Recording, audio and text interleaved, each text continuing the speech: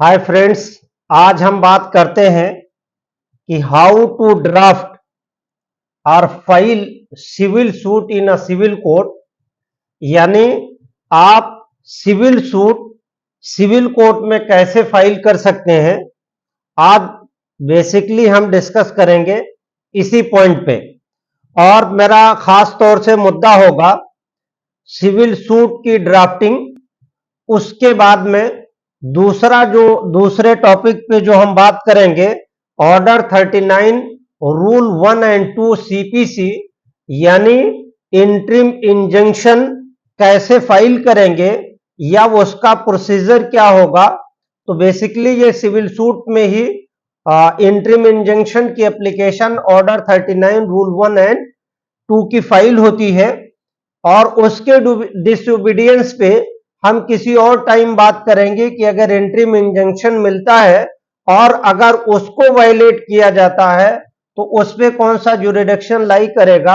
ये आपके पढ़ने का विषय है और इस पे बाद में भी डिस्कस करेंगे, है ना बदर जी? क्यों अरमान जी? हाँ, लेकिन वो ऑर्डर 39 रूल 2A में फाइल होगी। इन शॉर्ट वो समझते चले।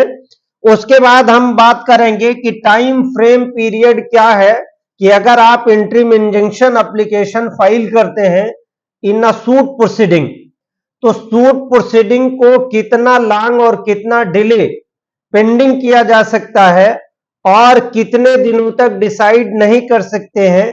यानी जो मजिस्ट्रेट का जुरिडिक्शन है, या इसको यूं कहें कि मुंसिफ मजिस्ट्रेट का जो जुरिडिक्शन है, ऑर्डर 39 रूल 1 एंड 2 सीपीसी के तहत, यानी कोड ऑफ सिविल प्रोसीजर के तहत, तो इस पे तमाम ऐसे जजमेंट हैं, कंटेनर ऑफ द जजमेंट। लेकिन चूंकि हमारे नए ब्रदर्स और बच्चों को जानकारी नहीं होती है, तो मेरे वीडियो का जो पर्पस है, only to teach my interned and only to teach my juniors and somebody who want to listen me and who want to coordinate and want to learn। तो हम इन्हीं प्रोस्पेक्टिव और इसके एस्पेक्ट पे काम कर रहे हैं, क्योंकि फिजिकली तमाम लोगों को जूनियरशिप करा पाना मेरे अकेले के लिए ज्यादा मुश्किल हो जाता है। इसीलिए हम ऑनलाइन प्लेटफॉर्म पे इन सारी चीजों को चूज करने की कोशिश कर रहे हैं, और लीगल ड्राफ्टिंग की सीरीज लगातार आज हम मतलब लेकर के आ रहे हैं। और आज हम बेसिकली जो डिस्कस करेंगे कि जो नए बच्चे होते हैं उनके बारे में लोग ये कहते हैं कि अगर तुम्हें दीवानी का मुकदमा फाइल करना होगा, यानी दीवानी में सीपीसी के प्रोसीजर से अगर फाइलिंग करनी होगी, तो तुम्हें इसके बारे में दीवाना बनना पड़ेगा। और बहुत से लोग ऐसे भी होते हैं, यानी क्लाइंट्स की बात करते हैं, तो काफी दिनों तक क्लाइंट जो है नए बच्चों को सीपीसी का मुकदमा नहीं देते हैं। उसके पीछे रीजन ये होता है कि हम सीपीसी का सेक्शन तो पढ़ लेते हैं, लेकिन उसके ऑर्डर्स और रूल में हमें प्रॉब्लम होती है, ज्यादातर हम उस पर डिस्कस नहीं करते हैं।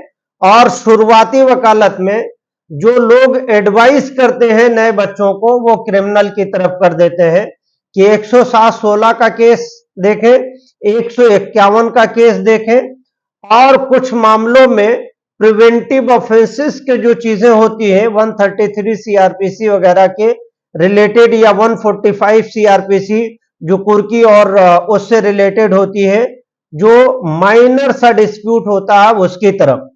हालांकि मेरा ऐसा मानना बिल्कुल नहीं है।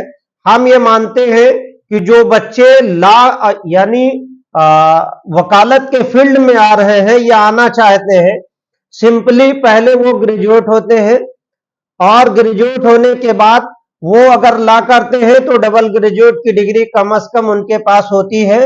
तो डबल ग्रेजुएट की डिग्री होने के बाद अगर आपको कोई आदमी केस नहीं देना चाहता है, तो इसका मतलब यह है कि कहीं ना कहीं हमारे पढ़ने में और हमारे समझने में डिफिशियंसी है। उसी डिफिशियंसी को या उसी स्किल को डेवलप करने की हम लगातार कोशिश कर रहे हैं, और ये बहुत अच्छा प्रयास ना भी हो सके तो कम से कम हम ये पहल कर रहे हैं, इस पॉइंट को मान कर करके ही समझा जाए। और बात करते हैं कि जब नए बच्चे सीपीसी में मुकदमा फाइल कर देते हैं तो काफी दिनों तक उसमें इंटरिम ऑर्डर नहीं मिल पाता है। इंटरिम ऑर्डर का मतलब है अंतरिम आदेश, या उसको अपने फॉर्मल लैंग्वेज में कहें कि कोई स्टे ऑर्डर अगर टाइम पीरियड या कुछ अंतराल में नहीं मिल पाता या फर्स्ट डेट में नहीं मिल पाता है, तो क्लाइंट ये कोशिश करता है कि किसी बड़े लॉयर को हायर किया जाए, या कुछ लोग ऐसा चाहते हैं कि कुछ सेटअप गेटअप के जरिए से भी कुछ एन केन प्रकरण से भी काम हो सके। तो हम उसी को ये चाहते हैं कि जो नए बच्चे हों तो कॉलेज से लेकर के कैंपस और कैंपस से लेकर के कोर्ट, इस तरह की जो भी चीजें हैं उनको समझाने की हम कोशिश करते हैं। और पर डे मेरी ये कोशिश है कि 1 घंटा लाइव आकर के लोगों को बताने और समझाने की कोशिश की जाए। तो मेरा लाइव जो सेशन है वो 6 बजे से शुरू होगा और 7, साढ़े 7, 8 तक हम उसको हार्डली खत्म कर देते हैं। तो अगर आपको each and every day legal drafting की सीरीज में आप हमें ज्वाइन करना चाहते हैं तो हमारे यूट्यूब चैनल को फॉलो करके ज्वाइन कर सकते हैं, हमारे फेसबुक पेज पे ज्वाइन कर सकते हैं।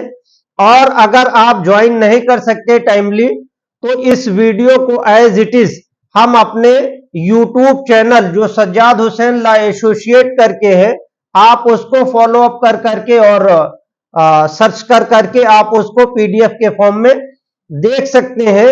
और लीगल ड्राफ्टिंग में जो भी मैं सीरीज देता हूं, अगर उस पे आप किसी तरह की ड्राफ्टिंग की आपको आवश्यकता है तो आप टेलीग्राम चैनल पे मेरा सज्जाद हुसैन लॉ एसोसिएट है, आप उसे ज्वाइन कर करके वहां से रॉ मटेरियल प्राप्त कर सकते हैं। एडिटेबल डॉक्यूमेंट्स भी आप हमसे ले सकते हैं कि कैसे फाइल होगी, कोर्ट फीस क्या लगेगी, वो सारा डिस्कशन हम करेंगे। और सिविल सूट काफी दिनों तक पेंडिंग रहता है, इंटरिम ऑर्डर उसमें ज्यादा दिनों तक नहीं मिल पाता है। तो इंटरिम ऑर्डर के डिस्पोजल पे कैसे आप तत्काल प्रभाव से फाइलिंग के समय ही इंटरिम ऑर्डर प्राप्त कर सकते हैं या हासिल कर सकते हैं, हम इस चीज पे भी डिस्कस करने की कोशिश करेंगे। तो बेसिकली कई एक मुद्दे हैं जिसपे डिस्कस किया जाना है। उसके बाद हम बात करते हैं हाई कोर्ट के सर्कुलर पे। हाई कोर्ट का सर्कुलर, इसके बारे में क्या है, उस सर्कुलर को भी हम यहां पे डिस्कस करेंगे। और कई एक जजमेंट है जिसको हम लाइव आपको सीन कराना चाहते हैं या दिखाना चाहते हैं कि जो जजमेंट्स हैं सीपीसी से रिलेटेड यानी ऑर्डर 39 रूल 1 एंड 2 के से संबंधित वो किस तरह के होंगे और कैसे होंगे। तो बेसिकली अब पॉइंट हम नोट कर रहे हैं कि क्या क्या हमें समझना है, किस तरीके से सिविल सूट हमें फाइल करना है और सिविल सूट फाइल करने के लिए क्या क्या ग्राउंड और क्या क्या मटेरियल होना चाहिए और कैसे फाइल करेंगे, that is the important aspect. तो ये हमें समझना है। दूसरा ये है कि हम किस तरीके से उसको प्रोसीड कर सकते हैं। तीसरा यह है कि उसमें टाइम बाउंड का सर्कुलर क्या है, हाई कोर्ट पे उसके जजमेंट क्या है, और उसके बाद में अगर मान लीजिए कि सर्कुलर और कंटेनर ऑफ द जजमेंट जो हाई कोर्ट और सुप्रीम कोर्ट के हैं उसका वायलेशन हो रहा है बाय द ट्रायल कोर्ट, तो उसके बाद में आपके पास रेमेडी क्या है, उस रेमेडी का भी हम डिस्कशन करेंगे। तो then we are coming on the suit के बाद में हम इसी से रिलेटेड एक हाई कोर्ट का पिटीशन मैंने फाइल किया था, उस पिटीशन को भी डिस्कस करेंगे, उस पिटीशन में जो ऑर्डर हुआ था उस पर डिस्कस करेंगे। और फिर इसी नेचर से एक पिटीशन डिसाइड किया था उसको डिस्कस करेंगे। फिर हाई कोर्ट का एक सर्कुलर है, उस सर्कुलर की बात करेंगे, और सर्कुलर के बाद एक पीडीएफ डिटेल नोट पे हम अपनी बात आकर के खत्म करेंगे। तो अब बात कर रहे हैं हम, एक ये एनेक्सर 1 है जहां से आपकी शुरुआत मैं करना चाहता हूं कि मेरा पहला एस्पेक्ट यह था कि how to file civil case in civil court. तो अब आप ये, क्योंकि मैं लखनऊ में रहता हूं तो ज्यादातर हमारे पास केसेस जो होते हैं वो लखनऊ हाई कोर्ट के जुरिडिक्शन के अंदर में होते हैं। तो मेरे केस की जो फाइलिंग का स्टेटस है वो हाई कोर्ट लखनऊ के केस से ही ज्यादातर रिलेटेड है। उसमें चल नहीं रहा क्या? अच्छा, तो हाई कोर्ट से ही ज्यादा रिलेटेड होते हैं। उसका माइक्रोफोन चल रहा है ना? अच्छा, तो हाई कोर्ट से ही ज्यादा रिलेटेड होते हैं।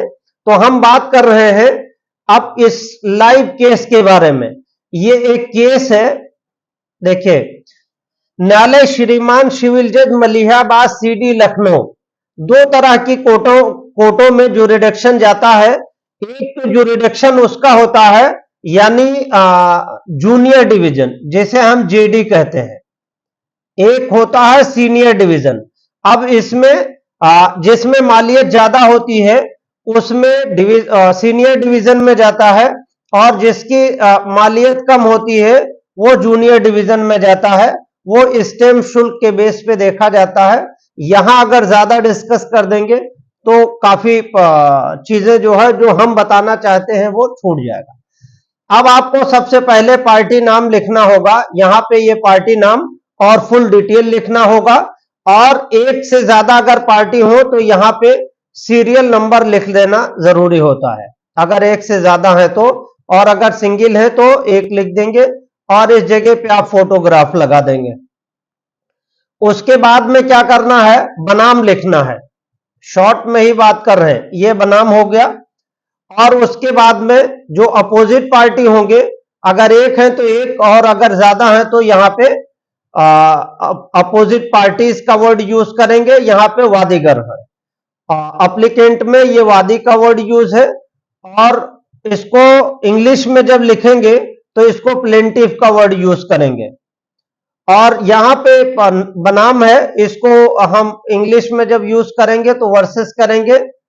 और यहां पे पार्टी जो अपोजिट पार्टी में होगा इसको हम यूज करेंगे प्रतिवादी। और जब इंग्लिश में करेंगे तो इसको रिस्पोंडेंट कहेंगे या डिफेंडेंट कहेंगे। ये डिफेंडेंट उसमें प्रोवाइडेड है, डिफेंडेंट। अगर कई है तो डिफेंडेंट्स हो गए। अब उसके बाद में देखिए, यहां पे ये जिस्ट लिखना, इट इज वेरी मैंडेटरी कि आपको लिखना है व्यवहारवाद संख्या। अगर रेगुलर सूट है तो इसमें ये आपको लिखना है व्यवहारवाद संख्या, यानी आपको लिखना है सिविल सूट नंबर। अगर इंग्लिश में लिखेंगे, बदर जी समझ रहे हैं ना, सिविल सूट नंबर। और अगर हिंदी में है तो जैसा ये लिखा हुआ है वो ऐसे लिख दें, क्योंकि ज्यादातर मुंसफ मजिस्ट्रेट वगैरह इंग्लिश नहीं समझते हैं। अदरवाइज हमारे यहाँ जो ड्राफ्टिंग है बेसिकली वो इंग्लिश में है। तो हम चाहते हैं कि आप आसानी से आप इसको समझ सकें। यहाँ पे मूल्यांकन है कि कितनी प्रॉपर्टी थी, उसका न्याय शुल्क कितना है। देखिए, सीपीसी में न्याय शुल्क बहुत ज्यादा नहीं होता है, लेकिन हम लोग जो है क्या करते हैं, जब क्लाइंट से फीस नहीं ले पाते हैं तो फीस के रूप में भी उसको जोड़ जाड़ के इधर उधर बता देते हैं। खैर, ये फीस वाली बात जो है ज्यादा यहाँ पे रिलाई ना करिएगा, आगे आइए। अब यहाँ पे लिखते हैं किस बात का दावा, दावा वास्ते अस्थाई निषेधाज्ञा, यानी इसको हम क्या कहेंगे, परमानेंट इंजंक्शन की बात कर रहे हैं। परमानेंट इंजंक्शन, परमानेंट इंजंक्शन की बात कर रहे हैं। ठीक, अब परमानेंट इंजंक्शन में बेसिकली क्या क्या चीजें हमें शॉर्ट आउट करनी है। अब देखिए, यहां पे लिखना है वादी का सादर निवेदन निम्नलिखित है। अब पहला पैराग्राफ में यहां पे इन्होंने लिखा कि भूमि खसरा संख्या सच एंड सच विश्वा इतना, और इतना विश्वांसी है, इतना कछवांसी है, तहसील ये है, डिस्ट्रिक्ट ये है। अब इसके बारे में इन्होंने पूरा एक पैराग्राफ में डिटेल लिख दिया। ठीक है, अब ये डिटेल है। और उस प्रॉपर्टी की यहां पे चौहद्दी लिख दी, ये चौहद्दी है। ऐसे आप भी अपने केस में जब भी ड्राफ्टिंग करें तो वहां पे चौहद्दी को मेंशन करेंगे। यहां पे कोर्ट का टाइटल है, हर पेज पे कोर्ट की टाइटल सीपीसी में प्रोवाइडेड है। आप चाहे तो हाथ से इसको लिख दें, चाहे कंप्यूटराइज लिख दें, कोई उसमें दिक्कत नहीं। उसके बाद में वाद पत्र के दूसरे पैराग्राफ में इन्होंने लिखा कि ये इतनी इतनी जमीनें हैं जो कहां से आई हैं। अगर आपकी खुद की बनाई हुई है तो आपको इसको लिखना सेल्फ एक्वायर है, और अगर फोर फादर से आई है तो फोर फादर लिखना है, और अगर फादर से आई है तो फादर से लिखना है। यानी एनीवे जिस प्रॉपर्टी पे आप इंट्रीम ऑर्डर या स्टे चाहते हैं वो प्रॉपर्टी आपको कैसे मिली और कहां से आई है, you must be disclose in your second paragraph. यानी आपको अपनी ओनरशिप कैसे कैसे आप तक आई है, तो डीड ऑफ चैन मिलाना है या इवेंट ऑफ चैन मिलाना है, that is depend on the situation कि इसको आप कैसे प्रूफ करेंगे ये आपको समझना है। अपने केस में कैसे करेंगे, हम जैसे करते हैं वो उस हिसाब से आपके सामने है। अब उसके बाद में ये सारा डिटेल मेंशनिंग कर देनी होगी। आप अपने देखिए इस केस का फैक्ट अलग है, आपके केस का हो सकता अलग हो। इन्होंने लिखा कि उस जमीन पे ये काम हो रहा था और इतने दिनों से इस जमीन पे हमारा कब्जा है, और अल्टीमेटली इसमें कुछ लोगों की डेथ हो गई जिसकी वजह से कुछ लोग उसमें फोर्जरी करते हुए उस लैंड को कब्जा करना चाह रहे थे, तो उन्होंने इसमें ये ग्राउंड लिया है। और ये चूंकि एक फर्म थी, फर्म में कई साझेदार थे, इन्होंने लिखा कि वो फर्म जो है ऑलरेडी बंद हो चुकी है, और बंद होने के रीजंस उन्होंने लिखे, और उसके बाद उस फर्म के ये उत्तराधिकारी हैं, इसलिए इनको राइट है सूट फाइल करने के लिए। अब आपको अपने केस में ऐसा लिखना होगा कि जिस सूट पे आप केस फाइल कर रहे हैं, जिस लैंड पे, वो लैंड आपकी अपनी है, और उस लैंड पे कौन इंक्रोच कर रहा है या कौन कब्जा कर रहा है या कौन फोर्जरी करके पेपर लेके आ रहा है, उसको उस जमीन पे आने से रिस्ट्रेन करना है। ये मैंने दूसरे का केस किया है तो मैं दूसरे का ग्राउंड बता रहा था, आपको अपने केस का ग्राउंड यहां पे इंडक्ट करना, यानी यहां पे एज इट इज ला करके मेंशन कर देना है। अब ये बहुत सारे ग्राउंड्स इन्होंने अपने लिख रखे हैं, तो ये इनके केस के ग्राउंड होंगे। आपको बेसिकली शुरुआत यहां से करना है कि ये प्रॉपर्टी आपकी है, आपकी ये प्रॉपर्टी आपको कहां से आई है, उसके बाद इसमें जो जिसको आपने अपोजिट बनाया है वो किस हिसाब से इसमें इंटरवेन कर रहा है और किस तरह की चीजों को लेकर करके वो आपको परेशान कर रहा है, बेसिकली आपको यहां पे मेंशन कर देना है। ऑलमोस्ट अगर उसमें किसी तरह की फोर्जरी है तो फोर्जरी में भी इसमें कई एक चीजें मेंशन कर सकते हैं, या कोई डॉक्यूमेंट्स आपके पास है तो उस डॉक्यूमेंट्स को भी आपको मेंशन कर देना चाहिए। तो डॉक्यूमेंट्स मेंशन करने में भी कोई प्रॉब्लम की बात नहीं है। तो इन चीजों से ये सारी चीजें हो सकती हैं। अब इन्होंने क्या कहा है कि कुछ भूमाफिया प्रकृति के लोग उनकी संपत्ति और जमीन पर कुचक्र और षड्यंत्र करते हुए कब्जा करना चाहते हैं। ये इन्होंने एक पैराग्राफ में ये मेंशन किया है। भाई देखिए, कोर्ट आपको क्यों स्टे देगी?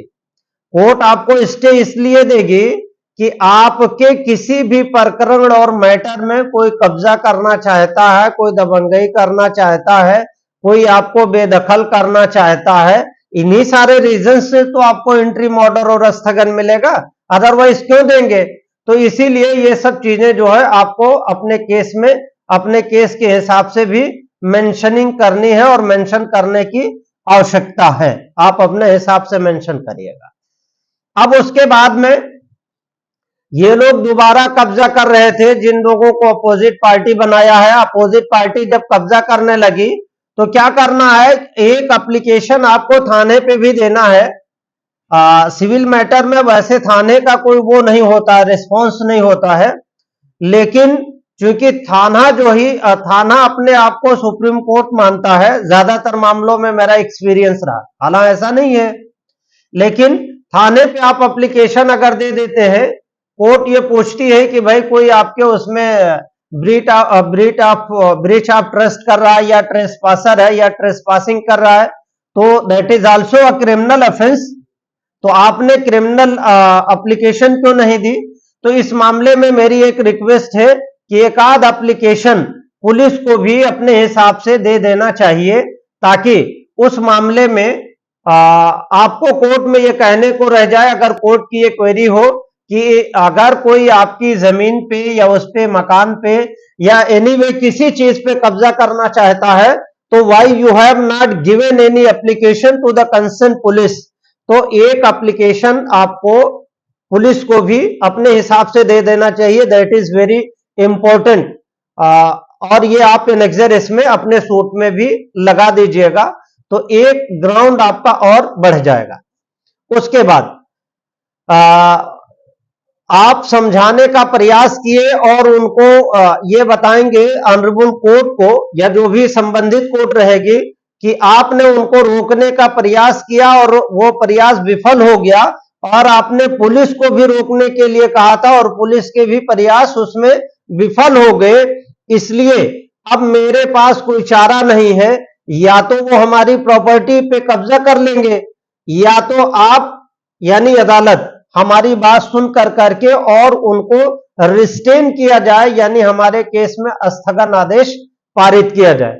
ऐसा आप रिलीफ सीख करेंगे। तो अल्टीमेटली ये आपको हो गया कि आप सिविल। अच्छा, एक चीज और आपको ये भी लिखना होगा कि कितनी सूट की मालियत है, हालांकि जिसमें आपने ऊपर लिख दिया है सूट की कितनी मालियत है और किस जगह पे है, और ये न्यायालय के क्षेत्राधिकार में आता है। सीपीसी में एक बड़ा इंपॉर्टेंट फैक्ट है कि जिस कोर्ट में आप फाइल करते हैं उस कोर्ट को आपको ये अंडरटेक करना पड़ेगा कि वो न्यायालय के क्षेत्राधिकार में है। जैसे ये पैराग्राफ पढ़ देता हूं जो रेलेवेंट है, या कि वादग्रस्त संपत्ति फला फला तहसील व जिला लखनऊ में स्थित है, जिसके संबंध में सुनवाई करने का क्षेत्राधिकार माननीय श्रीमान जी को प्राप्त है।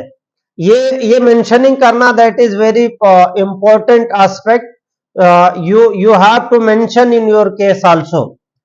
अब उसके बाद में क्या कहा है कि मूल्यांकन कितना है, इस केस की मालियत और शुल्क कितनी होगी, वो आप स्टैंप एक्ट के तहत निकाल, court fees and stamp act के तहत उसको निकाल लीजिएगा। इस पे हम फर्दर किसी दिन डिस्कशन करेंगे, एक बड़ा टॉपिक है, इसलिए आज हम यहाँ पे इसको छोड़ते हैं।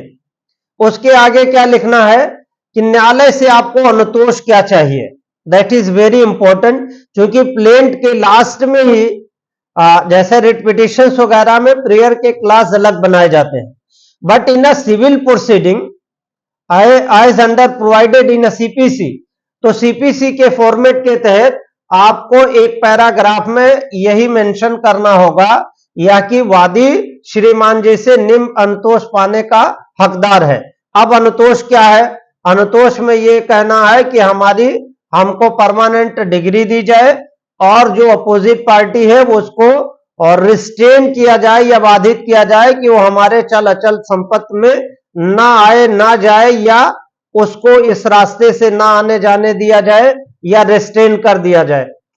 उसके आगे मतलब ये कि जो इसमें खर्चा लगा हुआ है वो दिलाया जाए, और अगर उसने कुछ डैमेज कर दिया है तो उसका डैमेज दिलाया जाए। अन्य कोई अतिरिक्त रिलीफ की भी बात आप कर सकते हैं कि अगर इसके अलावा भी माननीय न्यायालय श्रीमान को अगर कोई अन्य अतिरिक्त न्याय देने की आवश्यकता हो तो वो हमें प्रोवाइड कर सकते हैं। अल्टीमेटली इसमें ये ड्राफ्टिंग सीपीसी की एक सूट तैयार हो गई, एक सूट का ड्राफ्ट हमारे पास तैयार हो गया। सूट में क्या होना है, जैसे मान लीजिए कि हमारी एक जमीन है, या जिस चेंबर में मैं बैठता हूं और इसी चेंबर में बदर जी आकर के दावा करने लगे कि नहीं ये मेरा भी सेम टू सेम यही कुर्सी रखेंगे, हम कहें कि उधर रख लीजिए। अगर इस बात का डिस्प्यूट हो जाए तो who will decide this matter?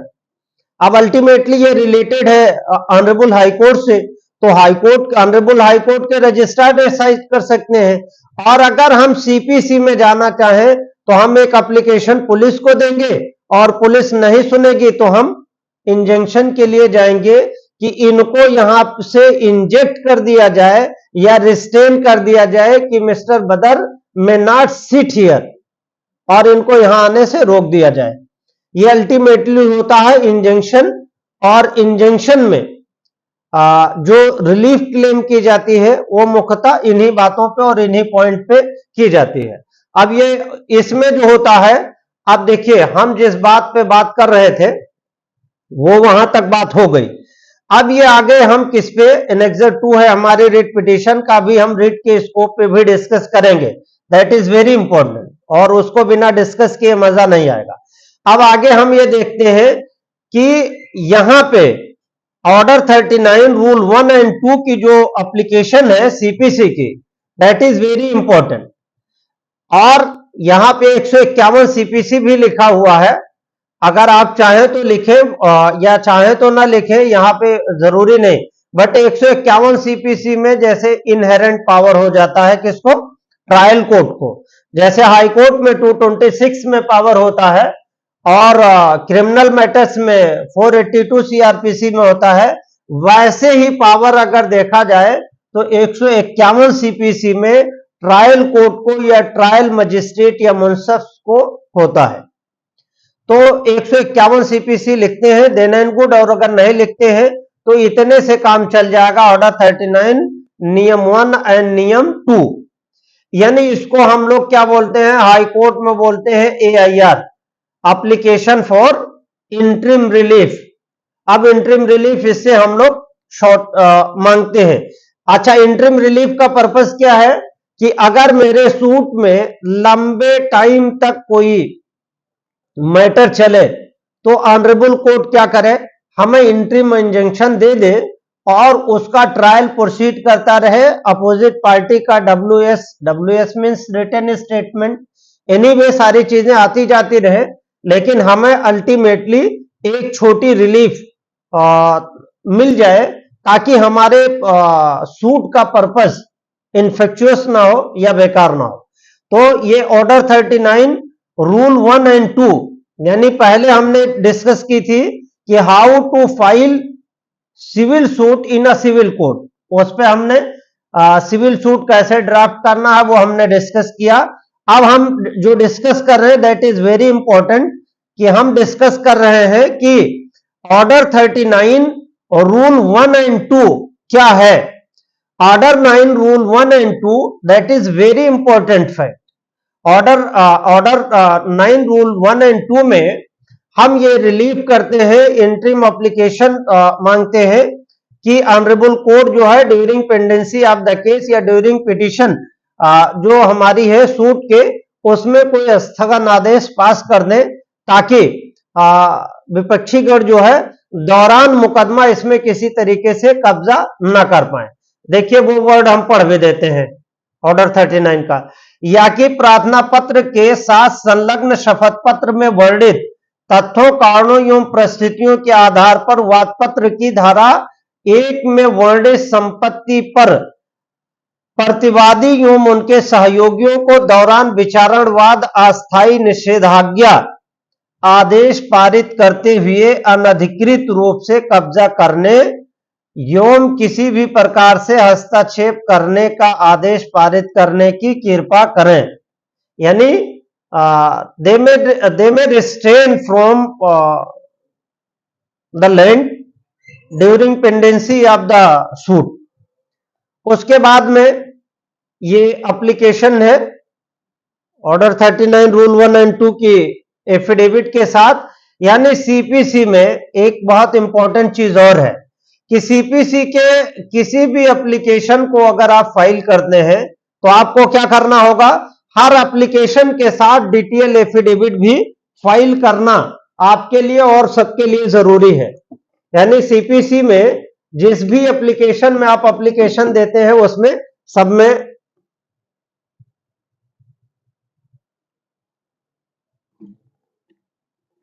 में जो है एफिडेविट फाइल करना क्या करता है, मैंडेट करता है। अगर एफिडेविट नहीं फाइल करेंगे तो ज्यादातर ट्रायल कोर्ट उस एप्लीकेशन को मेंटेनेबल नहीं मानते हैं, तो आपको क्या करना है, एफिडेविट फाइल करते रहना है। अब देखिए ऑर्डर 39 रूल 1 एंड 2 पे ऑर्डर 39 रूल 1 एंड 2 पे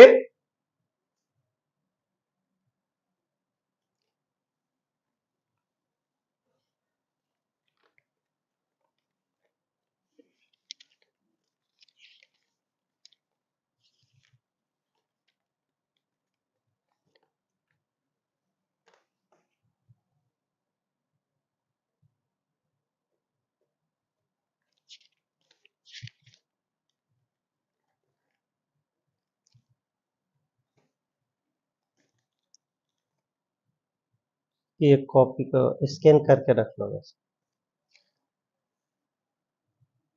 और दे दे। ऑर्डर 39 रूल 1 एंड 2 की हम सॉरी थोड़ा इंटरप्ट करना पड़ा, हमारे जूनियर मिस्टर सुमित को कुछ काम बताने लगे थे और ये आगे आपके क्लर्क दिलशाद हुसैन जी और अरमान हुसैन जी। तो हम बात कर रहे थे कि ऑर्डर 39 रूल 1 एंड 2 की। ऑर्डर 39 रूल 1 एंड 2 ये during pendency of the suit में आपको इंटरिम इंजंक्शन की बात करता है। अब जो भी आपको इंटरिम इंजंक्शन की एप्लीकेशन देना है, आपको सबके साथ में एक डिटेल एफिडेविट देना है। ये डिटेल एफिडेविट इसमें लिखा हुआ है, जैसे आप सूट फाइल किए हैं उसी सूट में एफिडेविट जो आपने दिया है सेम को आप रिपीट कर करके इसके साथ में लगा सकते हैं। उसके बाद में कुछ और सूट पेंडिंग थे, उसका स्टेटस लगा है ना, उसके स्टेटस लगे हुए हैं ये एनेक्सर के रूप में, यानी जो इनका आधार है, और इन्होंने एक एफआईआर भी फाइल कर रखा था। अगर आप भी एप्लीकेशन देते हैं और आपके केस में एफआईआर दर्ज हो जाती है तो उसका भी एडवांटेज आपको मिल जाता है कि इस तरीके से वो इस जगह पे कब्जा कर रहे थे, तो ऐसी चीजों पे भी आपका फोकस हो सकता है। अब उसके बाद में आपको अपना डॉक्यूमेंटेशन लगाना है, इसमें डॉक्यूमेंट फाइल करने हैं। जैसे यहां पे इन्होंने फाइल किया कि ऑनरेबल हाई कोर्ट ने भी इनके एक मामले में, इसमें मैं ही काउंसिल था, हाई कोर्ट में भी मैंने एक पिटीशन इससे पहले फाइल कर रखी थी, जिसमें ऑनरेबल कोर्ट ने इनको ये कहा था कि matter relate to the senior citizen act. तो सीनियर सिटीजन एक्ट के रूल में ऑनरेबल कोर्ट ने कहा था कि एक रिप्रेजेंटेशन दे विद इन अ वीक और उसको डिस्ट्रिक्ट मजिस्ट्रेट जो है कंसीडर करें और उसको डिसाइड करें कैसे, after providing the opportunity of hearing to the respected parties. तो एक ऑर्डर इसमें ऑलरेडी ऑनरेबल हाई कोर्ट का था और हम हाई कोर्ट इसलिए भी गए थे कि वही इंटरिम इंजंक्शन की बात हमने की थी कि कुछ हिस्ट्री शीटर हैं जो उनकी जमीन पे कब्जा करना चाह रहे थे, लेकिन ऑनरेबल कोर्ट ने पिटीशन को डिस्पोज ऑफ करते हुए ये कहा कि अगर सीनियर सिटीजन की प्रॉपर्टी है तो senior citizen Uttar Pradesh senior citizen rule है, उसके तहत आप पिटीशन फाइल कीजिए और एप्लीकेशन दीजिए, वो कंसीडर होगी। देखिए यहां पे इसके बारे में एक अलग से वीडियो हमने बना रखा है। यह है Uttar Pradesh maintenance and welfare of parents and senior citizen rule 2014। इसमें किसको पावर होता है? डिस्ट्रिक्ट मजिस्ट्रेट को, दैट इज डीएम। खैर यहां वो आपके एनेक्सर से रिलेटेड है। ये एक बहुत डिटेल ऑर्डर है, उस हाई कोर्ट के परपेक्ष में डिस्ट्रिक्ट मजिस्ट्रेट ने जो सिविल कोर्ट का इंटरिम ऑर्डर था उसको रिवोक कर दिया था और एक फ्रेश इंटरिम ऑर्डर पास कर दिया था। और इसमें एक कमेटी बैठी थी इस हाई कोर्ट के डिसीजन के बाद, जो एक बहुत महत्वपूर्ण लखनऊ के लिए जजमेंट भी था। इसको अगर आप चाहें तो देख सकते हैं। ये डिस्ट्रिक्ट मजिस्ट्रेट के कार्यालय से जारी हुआ। इसमें कमिश्नर लखनऊ थे, निदेशक समाज कल्याण उत्तर प्रदेश रहे और उपायुक्त तो पुलिस यानी डिप्टी कमिश्नर रहे और एडीएम प्रशासन रहे और एसीपी रहे और उप निदेशक यानी डिप्टी डायरेक्टर समाज कल्याण रहे और अप्लीकेंट के साथ में, यानी 7 लोगों की मेंबर कमेटी बनती है किसमें? सीनियर सिटीजन एक्ट में। तब जाकर करके कोई डिसीजन होता है। तो और चूंकि हाईकोर्ट का आदेश था और कितने दिन में करना था, विद इन अ मंथ करना था। एक अच्छा ऑप्शन है कि सालों साल आप मुकदमा कहां लड़ते हैं, ट्रायल कोर्ट में, सालों साल। ऐसा मेरा अनुभव रहा है बहुत सारे लोगों को देख करके। तो मेरा यह मानना है कि you must be file petition before the honourable high court. अगर आपको 2-3 महीने से ज्यादा सीपीसी में लग जाता है और आपकी प्रॉपर्टी लगता है कि उस पर लोग कब्जा कर लेंगे और पुलिस भी उस पर इनेक्शन नहीं कर रही है, तो अगर कोई घर में कोई सीनियर सिटीजन है तो आप इस एक्ट के तहत खुद एक्ट डाउनलोड कीजिए प्ले स्टोर से, इंटरनेट से या गूगल से, और उसको पढ़िए। Section 21, 22 and 23, that is very important. Important तो पूरा एक्ट है, but you have to read out briefly. उसके बाद में एक बहुत डिटेल ऑर्डर पास हुआ इसमें सीनियर सिटीजन एक्ट के तहत। हालांकि ये मेरा आज का वीडियो सीनियर सिटीजन एक्ट पे नहीं है, हमारा तो ये है कि how to file a petition in a civil nature, in a civil suit, in civil court. तो ये एक एस्पेक्ट हमारा है, बट ब्रीफली इस केस को मैं डिस्कस कर दूं। ये देखिए यहां पे सारे पदाधिकारी इसमें, यानी 9 लोग, 10 लोग इसमें, 10 लोगों की कमेटी बनी थी किसमें, सीनियर सिटीजन एक्ट में। और उस कमेटी ने बाकायदा हियरिंग की, जैसे फुल कोर्ट हियरिंग करती है कई जजेस बैठ करके। इसको अगर आप चाहिएगा तो हम यूट्यूब पे लोड करेंगे, जिसमें पीडीएफ भी पूरी उसके साथ साथ रहेगी। हालांकि अभी मेरा सिस्टम बहुत अच्छा नहीं हो पाया है, अदरवाइज अगर हमारे पास इंटरेक्टिव पैनल आ गया जल्दी ही, तो हम कोशिश करेंगे कि लाइव ये सारी चीजें आपको दिखती रहे। अभी थोड़ी प्रॉब्लम हो रही है, वो कुछ ही दिनों में वो सारी चीजें क्लियर हो जाएंगी। उसके बाद में हम इसका ऑर्डर पढ़ देते हैं लास्ट का, क्योंकि जो इंपॉर्टेंट है। हाईकोर्ट का वो ऑर्डर कोर्ट किया और यहां पे कहा कि पुलिस विभाग के प्रतिनिधि द्वारा अवगत कराया गया कि उक्त संदर्भित नियमावली में दी गई व्यवस्था के अनुसार वर्तमान प्रकरण में माननीय न्यायालय में लंबित है। ये उसमें कहा गया।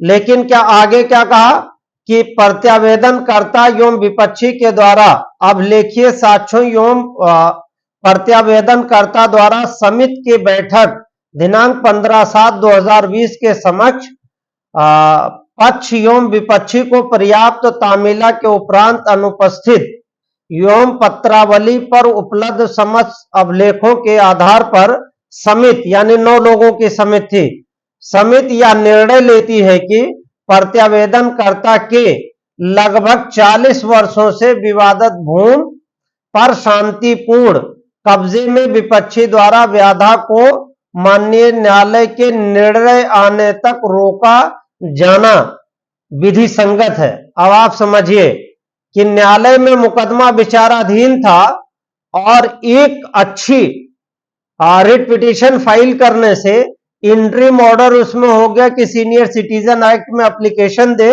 और सीनियर सिटीजन में दिए तो स्टेट गवर्नमेंट की 10 बॉडी बैठ कर करके उसमें ऑर्डर पास कर रही है, क्या दीवानी के ऑर्डर को ओवरलुक कर दिया। यह कहा कि प्रत्यावेदन के कर्ता के लगभग 40 वर्षों से विवादित भूमि के शांतिपूर्ण कब्जा एवं विवेक्षी व्यवधान को माननीय दीवानी के निर्णय आने तक रोका जाना न्यायोचित है।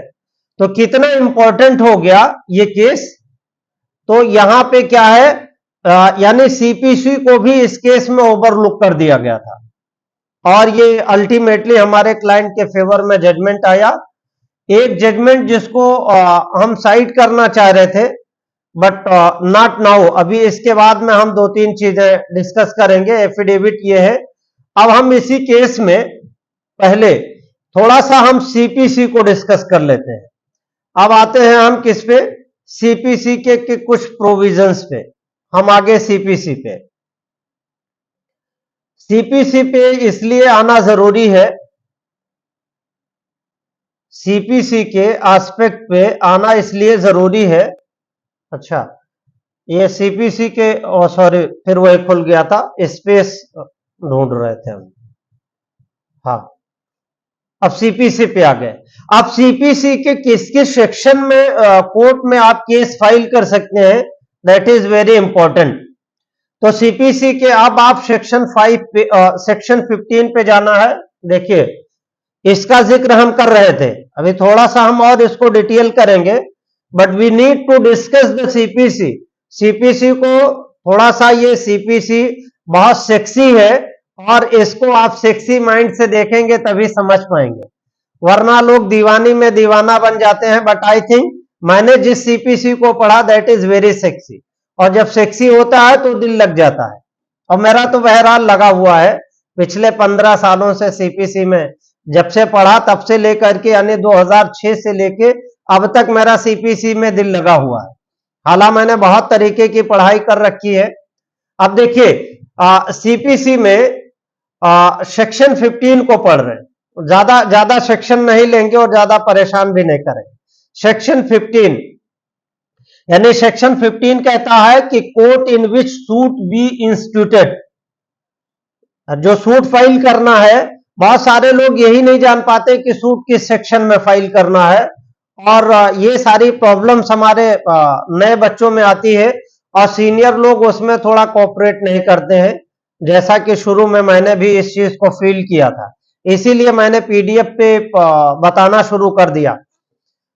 Every suit shall be instituted in the court of lowest grade competent to try it.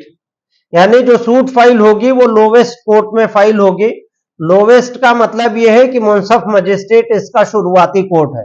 CPC में सबसे शुरुआती कोर्ट कौन सी है? मुंसफ सीपीसी वो कौन सी कोर्ट होती है? मुंसफ मजिस्ट्रेट की, यानी उसको यूं कह सकते हैं सिविल जज। वेरी गुड, सिविल जज है ना। और सिविल जज में अब देखिए दो कैटेगरी के होते हैं। एक कैटेगरी जो होगा वो साधारण सिविल जज होगा, यानी अब इसमें दो कैटेगरी में बांट लेंगे, यानी सिविल जज इसको एक जेडी बना देंगे, जिसको हम क्या कहेंगे आगे चल करके? जूनियर डिवीजन, है ना, जूनियर डिवीजन। और एक को हम क्या कह देंगे? एसडी, यानी सीनियर डिवीजन। इस एस्पेक्ट को समझना इंपॉर्टेंट है ना। तो लोवेस्ट में ये दोनों आते हैं, फिलहाल अभी ऐसा समझ लीजिए।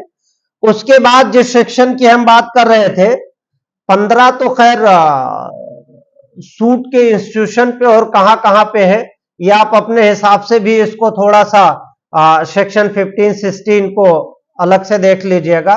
हम सेक्शन 18 पे आ रहे हैं, है ना। सेक्शन 18, सेक्शन 18 क्या कहता है कि इंस्टीट्यूट ऑफ सूट क्या है?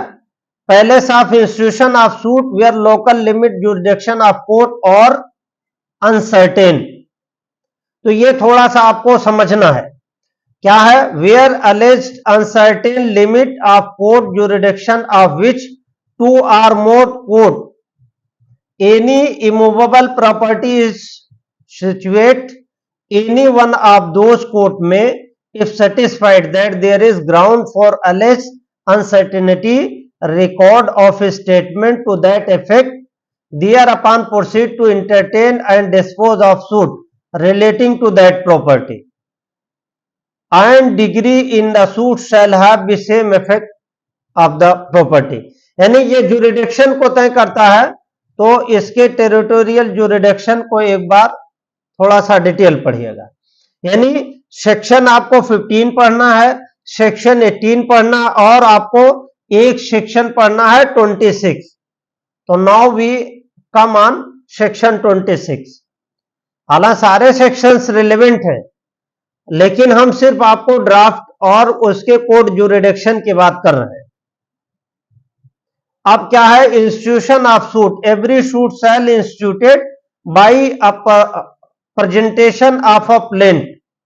मतलब कोई भी सूट होगी उसका प्रेजेंटेशन होगा in a form of plaint, जैसा कि प्रिस्क्राइब किया गया है और क्या होगा, एवरी प्लेंट, अभी मैं पिछले उसमें एस्पेक्ट में डिस्कस कर रहा था कि जो भी सूट होंगे उसके सभी एस्पेक्ट पे यानी हर हर एप्लीकेशन पे आपको क्या फाइल करना पड़ेगा, इन डिटेल एफिडेविट फाइल करने पड़ेंगे।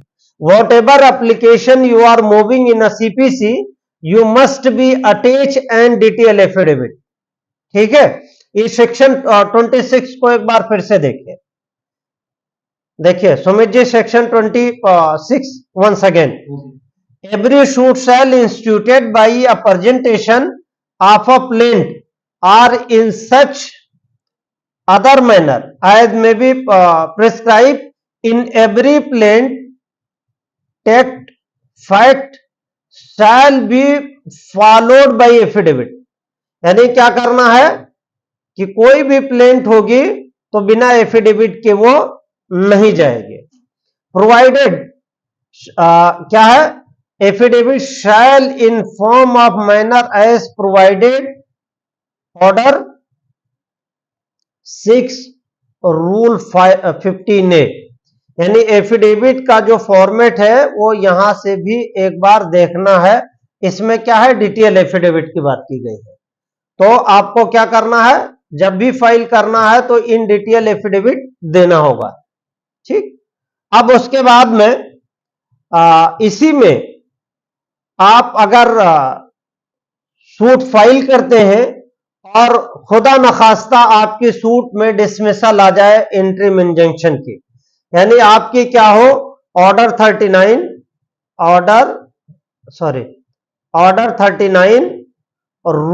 रूल 1 एंड 2 की एप्लीकेशन क्या हो जाए, रिजेक्ट हो जाए या डिसमिस हो जाए, तो आप क्या करेंगे, आपको क्या फाइल करना है, ये देखिए आपको मिल गया अपील। अगर इसमें डिग्री वगैरह आ जाती है तो अपील, और आपको सेकंड अपील मिल जाएगी सेक्शन 100 में। इसको आप समझ लीजिएगा, सेक्शन 100 में कहा जाती है, हाई कोर्ट में अपील आती है, फैक्ट एंड लॉ दोनों पे। अब उसके बाद में जो ऑर्डर 1 है और रूल 1 से लेकर के 13 तक वो कुछ इंपॉर्टेंट है, उसको समझिएगा। whom may be joined as plaintiff, यानी प्लेंट के तौर पे कैसे ज्वाइन करेंगे और कौन कौन ज्वाइन करेगा, जिसका भी राइट उसमें आता है चाहे जिस फॉर्मेट में हो तो वो क्या होगा, प्लेंटिफ होगा। और ऑर्डर 1 का रूल 2 क्या कहता है, पावर ऑफ कोर्ट क्या होगा ट्रायल का सेपरेट ऑर्डर्स के लिए।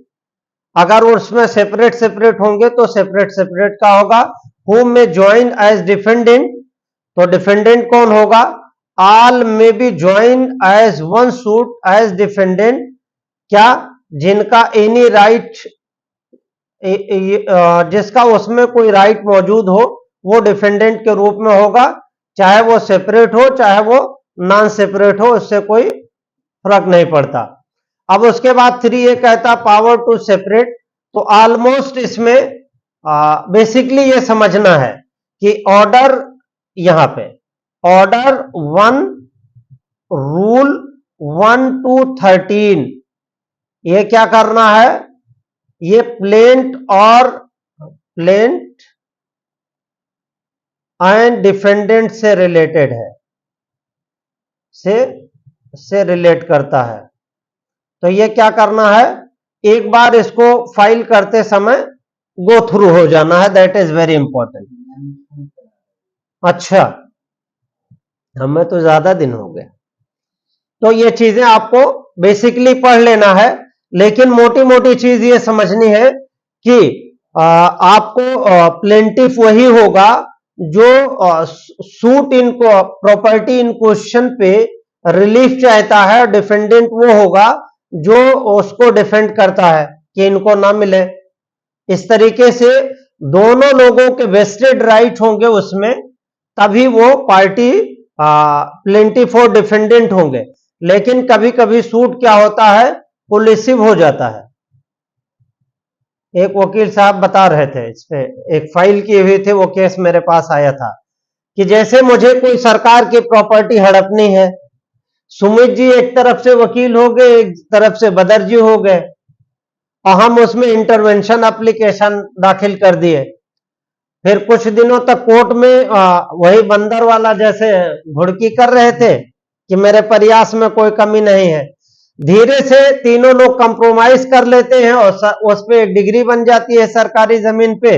वो तीनों लोगों की बंदर बांट वाली डिग्री हो जाती है। इसको सूट फॉर कोलेसिव बोलते हैं, यानी मालाफाइडी इंटेंशन के साथ कोई सूट फाइल करना और आगे चल करके कंप्रोमाइज कर करके उसको डिग्री ऑब्टेन कर लेना, यानी इलीगल चीज को एक ऐसे रास्ते से प्रिपेयर करना जिससे आपकी डिग्री जो है वो वैलिड हो जाए और जमीन का कोई पेपर ना हो, तो घुमा फिरा करके एक सूट पे कंप्रोमाइज करते हुए एक डिग्री आपके पास आ जाए, दैट इज द कोलेसिव सूट।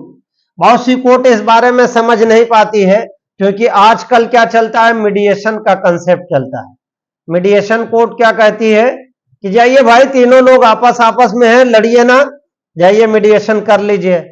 अरे उनकी तो चांदी हो गई, वो चाहते थे मीडिएशन करना और ऑनरेबल कोर्ट ने कह दिया तो उनकी चांदी हो गई। और मीडिएशन के थ्रू अगर कंप्रोमाइज में मिल गया तो मीडिएशन का order not challengeable, not challengeable. तो एक हिसाब से सरकार कहां चली गई, गड्ढे में गिर गई। तो इस तरह के भी जब आप सीपीसी अच्छे ढंग से समझेंगे तो कई मुकदमे इस तरह के भी आपको मिलते रहेंगे या मिलेंगे। तो बेसिकली ये सीपीसी का छोटा सा ओवरव्यू है। सीपीसी तो बहुत डिटेल नहीं बताया जा सकता। सेक्शन 15, 18 और 26 ये मैंने बताया, और ऑर्डर 1 और रूल 1 to 13 से प्लेंट पे कैसे प्रोसीड होगा उसका डिटेल है।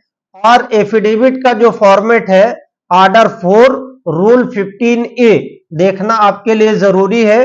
और इंटरिम इंजंक्शन की जो एप्लीकेशन होगी वो, यानी जिसको हम स्टे ऑर्डर कहते हैं, स्टे ऑर्डर वाला आवेदन, उसको ऑर्डर 39 रूल 1 और 2 के तहत वो एप्लीकेशन फाइल होगी, जिसको ट्रायल कोर्ट में C6 के नाम से भी जानते हैं, यानी गा 6, पेपर नंबर C6 इंग्लिश में, और उसको हिंदी में क्या कहेंगे, गा 6।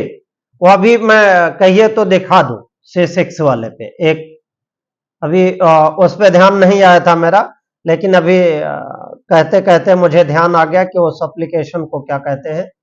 कभी कभी ऐसा होता है, ये देखें, ये 6C6, तो C6 को ट्रायल कोर्ट में जो नंबरिंग देते हैं उसे क्या कहते हैं, गाछे। अब देखिए एक जजमेंट में इसको भी जो अभी मैंने इस केस में जो जजमेंट हुआ था, अच्छा मैंने इसमें हाई कोर्ट में 2 पिटीशन फाइल की थी। एक पिटीशन ये थी, देखिए इंपॉर्टेंट एस्पेक्ट पे आ जा रहे हैं अब और थोड़ा सा। हालांकि ये पिटीशन है हाई कोर्ट में, ये पहले एमएस थी, अब इस समय क्या हो गई है, matter article under article 226, article 226, नहीं सॉरी, ये 227 जाएगी, 227 हो गई। अब थोड़ा सा ग्राफ यहां का चेंज हो गया, तो ये 227 में जाएगी। ये इंडेक्स है, इंडेक्स में ये सूट लगा हुआ है, और अभी हम क्या बता रहे थे, ये C6 की एप्लीकेशन, केस स्टेटस यहां पे लगा, हाई कोर्ट ये FIR लगा है, हाई कोर्ट का ऑर्डर लगा हुआ है, जिसमें मैंने बताया था सीनियर सिटीजन में ऑर्डर हुआ था, 1 MB की रिट पिटीशन फाइल हुई थी, वो लगा हुआ है, और ये एक कमेटी वाली ऑर्डर थी वो लगा हुआ है। ऑलमोस्ट ये एक जजमेंट लगा हुआ है लर्नर सिंगल जज का। अब इसके बारे में, ये पूरी पिटीशन किस बात की थी कि हमारी C6 की एप्लीकेशन इस केस में कितने दिनों से पेंडिंग थी, लगभग 2 साल के आसपास में पेंडिंग थी, और वो डिसाइड नहीं हो रही थी। और जब भी आप मुंसिफ मजिस्ट्रेट के यहां जाइए तो वो क्या बोलते हैं, हाँ ठीक है डिसाइड कर देंगे, हाँ ठीक है डिसाइड कर देंगे, but it is a mandatory to decide. यानी हाईकोर्ट के सर्कुलर के हिसाब से 6 महीने के अंदर कोई भी application, interim application must be decided within a period of 6 month.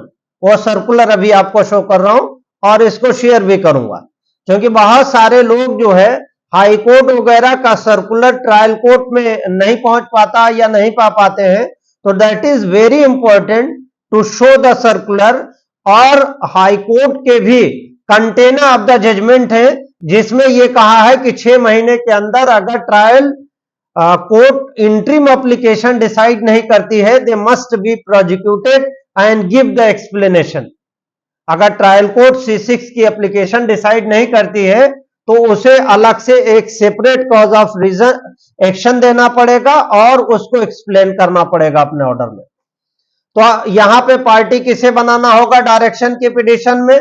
Civil जज को अगर बनाना चाहे तो बना सकते हैं, ये मैंडेटरी नहीं करता है, लेकिन हम बहुत सारे मैटर में बना देते हैं, मैंडेटरी नहीं है, बल्कि ना ही बनाइए तो अच्छा है ना, कोई फायदा नहीं, 10 रुपए का पेज चला जाएगा। तो इन्वायरमेंट का भला करिए। उसके बाद में प्राइवेट रेस्पोंडेंट होते हैं, तो प्राइवेट रेस्पोंडेंट बनाना होगा। ये डेट ऑफ इवेंट है, हर केस के डेट ऑफ इवेंट अपने होते हैं। बेसिकली इसमें हमने प्रेयर क्या किया था, इन शॉर्ट हम इसकी प्रेयर दिखा रहे हैं बस। इन शॉर्ट क्या करना है, हमने C6 के डिसाइड करने की प्रेयर की है, जबकि बहुत सारे लोग कहते हैं कि C6 पे डिसाइड करने के लिए आप हाई कोर्ट नहीं जा सकते हैं। जो लोग ये कहते हैं उनका मिथ हम तोड़ना चाहते हैं। आप वकील हैं, जहां पे कोई चीज ना जा सके वहां पे वकील की कील जानी चाहिए। क्या कहा कि इशू ऑर्डर और direction to the opposite party number 1, that is the civil जज, to decide C6 suit number इतना, पार्टी नेम वर्सेस इतना of the petitioner in a light of circular of high court Lucknow dated 16/8/2017। High court का क्या circular है? 16/8/2017 का इसका circular क्या है? आगे देखिए, ये एक जजमेंट भी मैंने लगाया था। जो कहते हैं कि जजमेंट प्रेयर में नहीं लिख सकते हैं, ये मैंने जजमेंट भी लगाया था। आप भी कहते हैं कि ऐसा लिख दिया वैसा लिख दिया, ये फॉर्मेट है वो फॉर्मेट।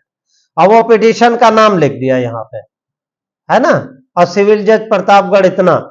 अब उसके बाद में क्या कहा कि within a stipulated period and time as this honourable court may deem fit and proper.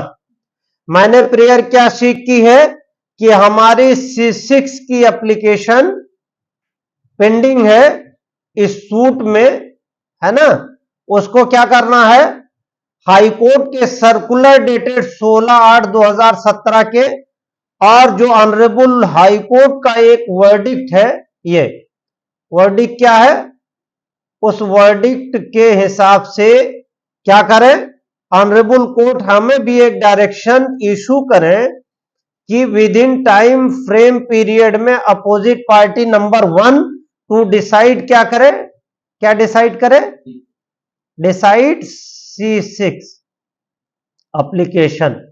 अब वो एप्लीकेशन किसमें है, ऑर्डर 39 रूल 1 एंड 2 पूरा, ठीक। अब इसके बाद देखिए दूसरी प्रेयर ऐसे कॉमन है, इसकी कोई बहुत विशेष बात नहीं है। तो आप ये समझिए कि ऑर्डर, ये जो लोग कहते हैं कि C6 की एप्लीकेशन डिसाइड करने के लिए you can not go before the high court, this is a incorrect, ये मिथ है, और आप लॉ के वर्डिक्ट से कमजोर हैं, आपकी जानकारी कमजोर है। तो आपको क्या करना है, कभी भी लॉ में आपको ये नहीं कहना है कि ये नहीं हो सकता है, यू मस्ट बी रिसर्च, समझ रहे हैं? आपको उसमें क्या करना है, रिसर्च करना है, उसके फैक्ट और परिस्थितियों को समझना है, how to put before the honourable court कि इस केस में क्या है, and how we can obtain a degree from the court. अब देखिए इस जजमेंट को मैं शो कर रहा हूं कि इसमें ऑनरेबल कोर्ट ने क्या ऑर्डर किया हमारे केस में। लाइवली देखिए, बहुत सारे लोग जजमेंट को हाइड करते हैं, but we want to show the judgment, ताकि लोगों को ये पता चले। और अगर कोई आदमी उनको गधा बनाने लगे, या एनीवे यही बदर साहब किसी मौकिल को गधा बनाने लगे, तो मौकिल मस्ट बी अवेयर। हमारी कोशिश ये है कि each and everyone they may aware the law declared by the honorable various high court and supreme court, and what is the verdict of the act and narration of the act must be come in a public। तो public opinion भी इस पे आती जाती रहेगी तो अच्छा रहेगा। ये मिसलिनियस सिंगल नंबर है 1694 ऑफ 2020। इसको अगर आपको चाहिए तो हम आपको डिटेल शेयर कर देंगे। पार्टी नेम है RN मल्होत्रा वर्सेस सिविल जज लखनऊ। ये ऑनरेबल जस्टिस संगीता चंद्रा जी हैं, और ये काउंसिल का नेम है सज्जाद हुसैन। ये प्रैक्टिकली मैंने केस कर रखा है, इसलिए ये बात मैं आपको डंके के चोट पे कह रहा हूं। Heard learned counsel for the parties and perused the record. This petition has been filed by the petitioner with the following prayer। Prayer हमारी क्या थी कि issue a writ order or direction in the nature of, ये nature उसमें लिखा हुआ है, बहरहाल हम उसकी जिस्ट पढ़ देते हैं। issue a writ order or direction to the opposite party number 1 to decide the C6 of civil suit number such and such, party such and such and others. क्या मतलब ये लोग गलत नहीं समझते हैं कि इस तरह की पिटीशन नहीं फाइल हो सकती है? ये गलत समझते हैं। यानी ये कोर्ट ने खुद कोर्ट किया है और ये लाइव आप जजमेंट देख रहे हैं। और दूसरी में क्या है, देखिए इसको दूसरा कलर करते हैं। The petitioner in circular of honourable high court dated 16/8/2017। भाई अगर सर्कुलर गलत होता तो हाई कोर्ट वही उठा के बहा देती petition. Quoted in a judgment and order dated 16/9/2020। अब पार्टी नेम भी उसमें लिखा हुआ है, क्या है, pass in petition number such and such Purnesh Mishra versus civil जज सीनियर डिवीजन लखनऊ। क्या है, within a stipulated time period and frame as this honorable court may deem fit and proper। what is the case, यानी ये prayer as it is honourable court ने court किया है। इसका मतलब यह है कि C6 की डायरेक्शन के लिए आप हाई कोर्ट में आ सकते हैं, जा सकते हैं, पिटीशन फाइल कर सकते हैं। इसमें जो लोगों का मिथ है वो गलत है। आगे देखिए क्या कहती है honourable court. It is the case of the petitioner that he is a 70-year-old and in senior citizen and he filed a suit number on 19/2/2020 in a court of learned civil judge senior division Lucknow Malihabad. ये पूरा लिखा हुआ है। The application for temporary injunction as paper number C6। हम अभी जो बता रहे थे वो क्या बता रहे थे कि जो इंटरिम इंजंक्शन की एप्लीकेशन CPC की सूट में होगी वो क्या होगी, C6, और हिंदी में गा6।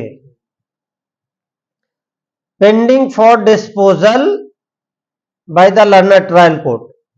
Although more than 6 date have been fixed in a matter.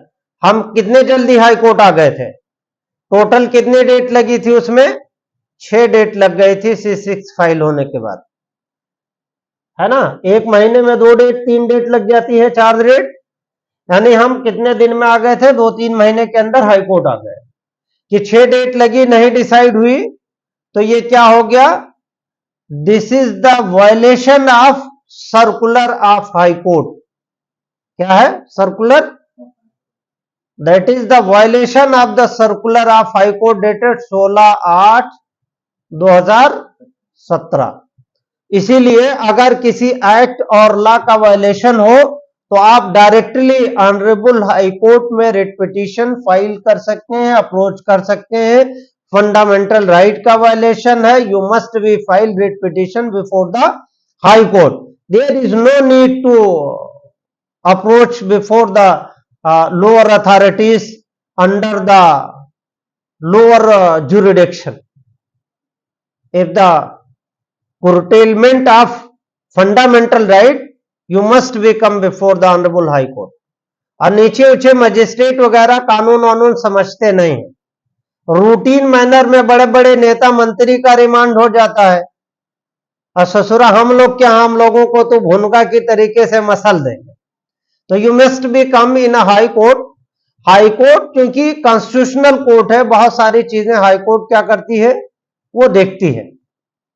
देखिए अब दूसरे पे हाई कोर्ट ने क्या कहा. It is a case of the petitioner that the high court in its circular dated 16/8/2017 किसको एड्रेस है, address to the subordinate courts has express desire that the subordinate court shall hear and dispose of application of interim injunction within a period of 6 months, failing which they have to record the reasons in the petition. अब देखिए जिन लोगों ने इस circular को नहीं पढ़ा है, यकीनन वो लोग क्या करेंगे, हम लोगों का मजाक उड़ाते हैं. इसलिए कभी भी कोई आदमी बात कहे तो सबसे पहले आपको लॉ पे जाना है, सर्च करना है, समझना है. कोई भी एक्स्ट्रा ऑर्डिनरी चीजें हो सकती हैं. आज के 100 साल पहले अगर कोई कहता कि ससुरा भारत चांद पे चला जाएगा तो लोग मजाक उड़ाते कि नहीं उड़ाते. अरे आगे आने वाले बच्चे हम लोगों का मजाक उड़ाएंगे. हमारे बच्चे जब लोग जो है ट्रेन से चलते थे तो अक्का पे चलने वाले ट्रेन का मतलब अक्का वालों को मजाक उड़ाते थे. अब साला हम लोग जहाज से 600 700 800 की स्पीड से चलते हैं और किसी दिन लोग रॉकेट से चलने लगेंगे तो रॉकेट वाले किसका मजाक उड़ाएंगे, जहाज का उड़ाएंगे. और हम लोग पैसेंजर ट्रेन से चलते हैं और खुदा न खास्ता अगर कहीं बुलेट ट्रेन आ गई तो बच्चे हमारे बेवकूफ समझेंगे कि ससुरा लोग कुछ नहीं कह पाए, हम लोग बुलेट ट्रेन ले आए. तो हर दौर के हिसाब से जो तरक्की होती रहती है, अगर कोई आपके सामने ऐसा ला आ जाए जो अनएक्सपेक्टेड हो तो पहले उसके बारे में क्या है, गूगल चचा पे जाना है, उनसे पूछना है, उनको सर्च करना है, कुछ लाइब्रेरीज वगैरह को देखना है. क्लाइंट पैसा क्यों देता है, इसीलिए देता है कि आप उसको पढ़िए, उसका केस समझिए, अंडरस्टैंड होइए, तब आपको वो पैसा देगा. अब कोर्ट ने ऑर्डर क्या किया हमारे पिटिशन पे, वो देखिए. This petition is finally dispose of with a direction to the opposite party number 1 that is civil जज मलिहाबाद जूनियर डिवीजन लखनऊ. क्या कहा कोर्ट ने, इसको समझिए. टू कंसीडर एंड डिसाइड क्या, पेपर 6 कितने में, एट अर्लिएस्ट से either on the next date fix which is on इतना as inform by the learned counsel for the petitioner.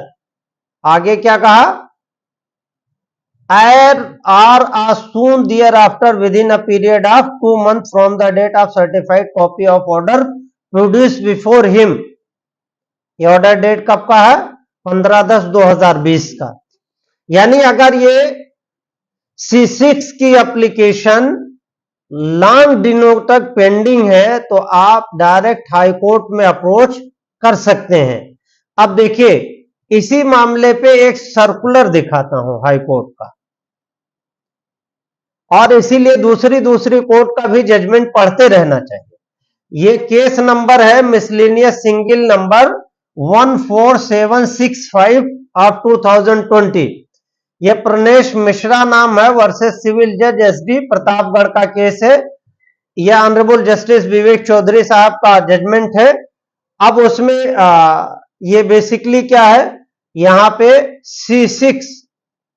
C6 की बात कर रहे थे, C6 की देखिए, हाँ, अब वही स्क्वायर समझ लीजिए।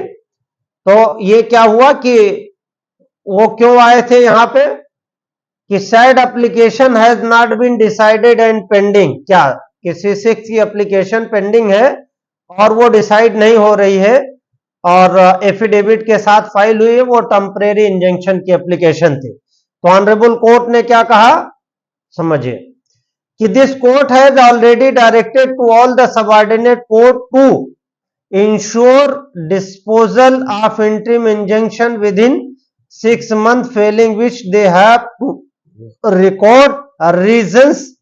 The said direction was issued by letter dated 16/8/2017, यानी 16/8/2017 का यह सर्कुलर था, bearing number such and such, same is coated below. Honourable court ने क्या किया, ये पूरा सर्कुलर कोट कर दिया है, ये सभी ऑल डिस्ट्रिक्ट एंड सेशन जज को और सभी एडमिनिस्ट्रेटिव जज को कोट किया है। तो अब इसके हिसाब से क्या हो गया, ये सर्कुलर ईच एंड एवरीवन के किस में हो गया, नॉलेज में हो गया। ठीक है, अब ये कोई मजिस्ट्रेट ये नहीं कह सकता कि ये हमारी नॉलेज में नहीं है। ठीक, अब क्या है, ऑनरेबल कोर्ट ने क्या कहा है कि आई एम, उतना ही जस्ट पढ़ लेते हैं, ज्यादा नहीं पढ़ेंगे।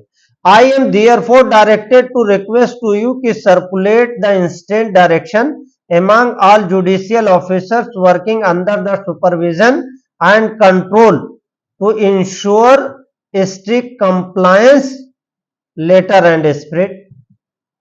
तो अब इसके हिसाब से क्या हो गया, ये अब इसको वो पढ़ लेते हैं कि इस सर्कुलर में था क्या। ये honourable court has directed that all subordinate court must ensure to dispose of the applications of interim injunction within 6 months, failing which they shall have to record reasons in the order sheet। यानी honourable court का यह circular है कि जो भी C6 की application है उसे क्या करना है, must be decided with in 6 month. तो इस हिसाब से जिन लोगों का यह मिथ है कि C6 की एप्लीकेशन को मजिस्ट्रेट जब और जैसे चाहे तब डिसाइड करेंगे या उस हिसाब से डिसाइड करेंगे, तो इसमें कंटेम्प्ट भी फाइल हो सकता है और कंटेम्प्ट की प्रोसीडिंग भी इनिशिएट हो सकती है।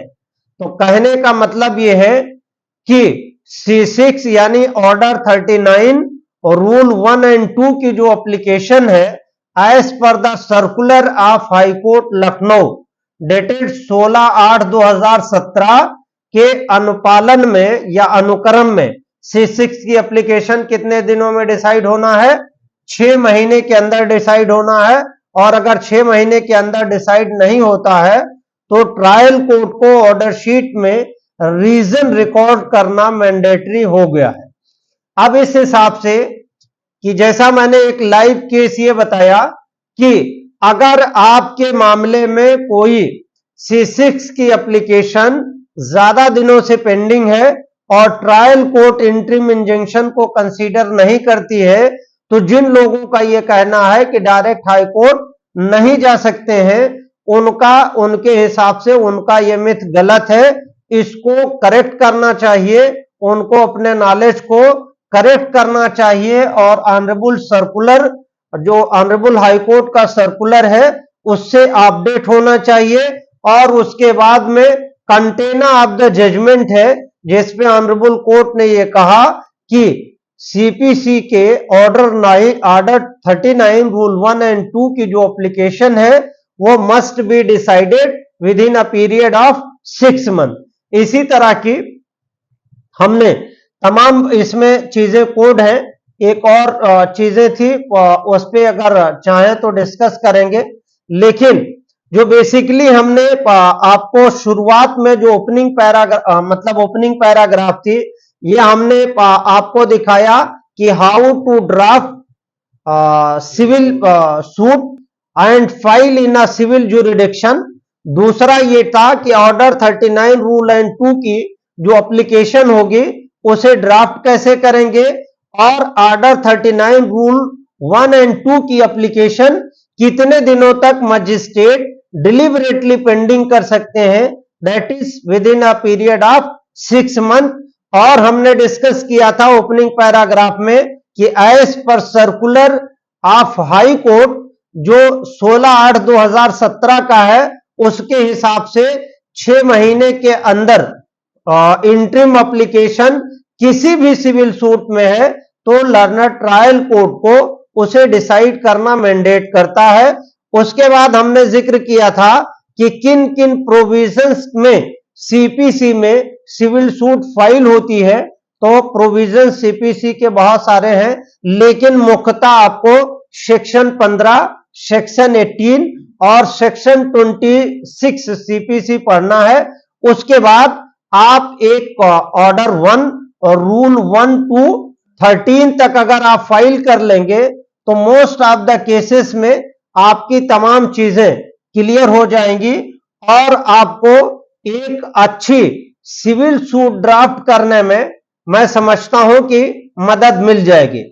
मैं उम्मीद करता हूं कि आज की जो लीगल ड्राफ्टिंग की सीरीज है, यानी सिविल सूट कैसे ड्राफ्ट करें और सिविल सूट कैसे फाइल करें और सिविल सूट में जो इंटरिम इंजंक्शन है उसको कैसे ड्राफ्ट करके कैसे फाइल करें और कितनी कोर्ट फीस कैसे लगेगी और कौन कौन से सेक्शंस रिलेवेंट हैं और ऑनरेबल कोर्ट ने किस किस तरीके से इस मामले में जजमेंट फाइल दिया है, और जिन लोगों का यह मिथ है कि अगर इंटरिम एप्लीकेशन यानी ऑर्डर 39 रूल 1 एंड 2 पेंडिंग है, यानी C6 या गा 6 अगर पेंडिंग है तो डायरेक्ट हाई कोर्ट नहीं आ सकते हैं, इन सारे चीजों को ऑनरेबल कोर्ट ने उलट पलट दिया है। इसलिए आप हमेशा लीगल अवेयरनेस रखिए और लीगल अवेयर रहिए ताकि आपको कोई बुद्धू ना बना पाए।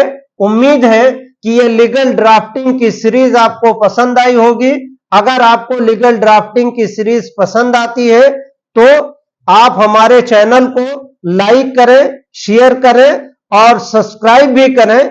और जिन लोगों को इससे जुड़ना है तो मैं लगभग डेली लाइव 6 बजे आता हूं, आप हमसे डेली लाइव जुड़ सकते हैं और हमारे साथ अगर कोई डॉक्यूमेंटेशन का शेयर करना चाहते हैं तो सज्जाद हुसैन लॉ एसोसिएट का मेरा ग्रुप है, उसको आप सोशल मीडिया पे फॉलो कर सकते हैं और टेलीग्राम चैनल पे भी है और व्हाट्सएप ग्रुप है, आप ज्वाइन कर करके पीडीएफ भी हासिल कर सकते हैं।